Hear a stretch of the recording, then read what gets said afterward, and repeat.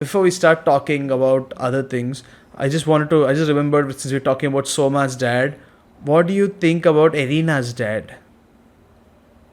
Oh my god, that's where it becomes terrible. No, it becomes terrible Aina, a little after he comes in. Little bit. yeah, but I didn't like his character at all. Why? I think they just wanted a character to like come and be a cunt basically. Well, That's all. well, They were like, yeah, we need a character to be really evil and annoying because it's going too well. Enter Arina's dad. yeah, but you can't really say that he's just there for to be evil and annoying. Well, he see, I understand like where he's coming from because he has like this. He thinks good food is this luxurious, beautiful thing, and it's opposite of what Soma thinks, and that way their ideologies clash and all. I understand that, but still, dude, him as a character, everything he did was like so petty, and maybe I just don't like him because he's evil. He's Yeah, an evil. He's maybe. supposed to But be a like he's antagonist. Yeah, supposed to be petty. He's clearly showing that he can throw his yeah, power exactly. around. Yeah, he's like this petty, corrupted, like spoiled, rich person who just eats like the top class, like elite food. Well, you seem to have a very big problem with it. Yeah, I like Soma, dude. We're India. We love street food. We go out on the road and we eat, right? That's what I love. I love food like that. Yeah, that's And true. that's like some of the tastiest food, right? We don't feel guilty about giving him like 20 rupees and like having like a full meal where you can't eat anything else after, then having a bite and giving like $2,000. I don't think I'm Even ever though going to that's give two good. thousand dollars for a bite of food. Yeah, I would. Even though I know fine dining restaurants are amazing, like we love chefs. We fell in love with Chef's Table, right? The first season, first 2 3 Three seasons. seasons, yeah.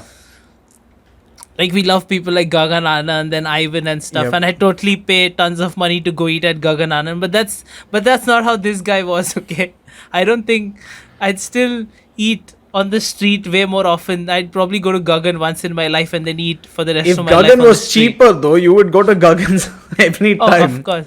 If What Gagan if was Gagan started a downstairs samosa selling vada stall? pav in a stall, Yeah. yeah, exactly. I would definitely go downstairs every. Yeah, But yeah, I get your point. I mean, fine dining isn't for all the time. It's for very specific situations. Unless you're so rich that fine dining becomes your normal dinner out. And if you are that rich, whoever is listening out watching this, yeah, please make us that rich as well. It would be a lot of fun. We have a lot of food we it would want be to try. fun. Did you know No, but that you well, could? I see. I wouldn't say Gagan is. Sorry, I'll finish my thought. Yeah. I wouldn't say Gagan is like that guy. Also, people like Gagan because if you see, like we saw Gagan's episode, right? He says he wants to. He comes from like he knows Indian food is this crazy unexplored thing, which David Chang also said when he came here, right, for an episode of Ugly Delicious. Like Indian food is this crazy unexplored thing that the world doesn't know about because we have so much food that so many flavors, so many different varieties. But it's usually Everyone comfort only food and knows like butter stuff. chicken. Yeah, it's usually comfort food and stuff we eat and make at home, right? And the stuff we make at home is also very different from what we eat outside. Yeah. And Gagan was like, I can make Indian food into fine dining and make people love it, and that was his goal, right? Yeah. And I think that way, since it didn't exist, and him using it to like show the world what Indian food is, so that the way he's going is very different and much better than like only it should be elite food, right? So I think Yeah, but that I'm saying kind it's of not a fine dining, I'm hard not a thing to fan. understand when it comes to Hmm. elite chefs. I'm pretty sure there are a lot of elite chefs out there in the world who are like, good food is all about the top level and paying high prices and getting proper portions and all that. They don't really care about you going to a local Indo-Chinese place, getting like a huge bowl of fried rice that can fill up two people for like $50 or something like that. Nobody. But dude, but like there are chefs out like David Chang, dude. He loves his instant ramen and his Yeah, Domino's I'm pizza. telling you, Come on. everyone loves instant ramen. It's impossible to not love instant ramen. It's Yeah, beautiful. exactly. There are still chefs who like go in super expensive restaurants where you have to pay tons of dollars, and they still like cheap ass street food, because it tastes good.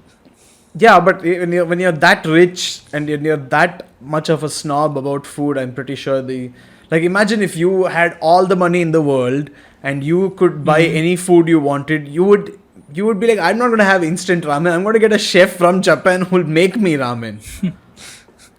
But they are also missing out, you know.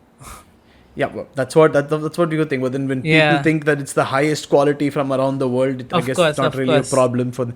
Like imagine if you Yeah. could go to Naples for a pizza, just a pizza, and come back Oh, dude. in the same day. I know, right? I would Yeah. definitely do that if I had the money. Dude, Please send that's us to crazy, Naples dude. to eat pizza. We will make podcast from Naples. We will, yeah. Here we have to go to 1441, which we can't go anymore because of our lockdown. Or you could order a pizza But- and send it to my house. I'll be like, Dad, it's a fan. It's vegan. Anyway. Dude, but I remember I told you about an app. I forgot the name in the US, Yeah. where like within the US you can order food from any state, Yeah, and it yeah. comes to your state literally. We need that, but for the world. I know, right? If we could just order like Ivan's ramen from somewhere. If we could order, I would Exactly. just order a pizza from Naples. There's so many Japanese Yeah. foods. I would send a drone into a Dude. 7-Eleven, just pick out whatever I want and have it come back. My God, the first place you go to Japan is go to Japan is 7-Eleven. Huh? Yeah, I mean, if we ever go to Japan, by the way, you guys are going to make that happen. If we ever go to Japan, Yes. I'm going straight into a 7-Eleven. I get out of the flight. Just at the airport. Yeah, I get out of the flight and I won't even listen to the people saying welcome. I'll be like 7-Eleven right now. Go eat a bowl of noodles there and then feel the heart attack come in as that culture shock hits me. That's what Yeah. I'm talking about. Like I need to As just you know, sit there Blue and is a be big like, fan of 7-Eleven. I need Yeah. to sit there and be like, oh my god, they have a microwave over there, they have a hot water machine over there. I can eat ramen right now, right here. My God. Yeah, dude. I miss the convenience of a 7-Eleven. I would like when I had the opportunity, I would go there 2-3 times a day. You know, even in the middle of the night if I was Yeah. just hungry. I miss that here. You can't do that here. All Yeah, we see, can that's go why is that's go why out and- Soma keeps buying 7-Eleven ingredients. He buys it from the local convenience store because it's that good. Yeah, dude, you can survive just off of convenience stores. You know. So my theory is Soma isn't Even though it's actually that unhealthy. good at cooking. He just brings in stuff from 7-Elevens and it becomes so good that he just adds some MSG to it and Yeah. everyone's like, oh, this guy. I know. Maybe they're like so elite that they don't use shit like MSG. Yeah, and they're just They like love that. flabbergasted when some MSG actually Yeah. comes up and they're like, whoa. What, I only get this when I eat aged Yeah. beef. What is this? And I Soma's know, like, right? and he puts in some Even MSG. Arena must be like, what? Why does this shitty dish taste so good? And, I love this. and Soma's like, It's MSG. So that would be amazing if that was a secret trick. Okay, all the short story time. Sid and I got really into making ramen, and Audi also became a taste tester after a point, and we were having a lot of fun with it. And we decided to look for ramen in Mumbai, and we found this place called Omakase in one undisclosed location in Mumbai. And I don't care, actually, they shut down eventually. But when we went in there, Bandra. so we'd been making ramen for a lot of time, and Sid was telling me that that it was a good bowl of ramen, and we went there, and I was completely floored at how good the ramen was.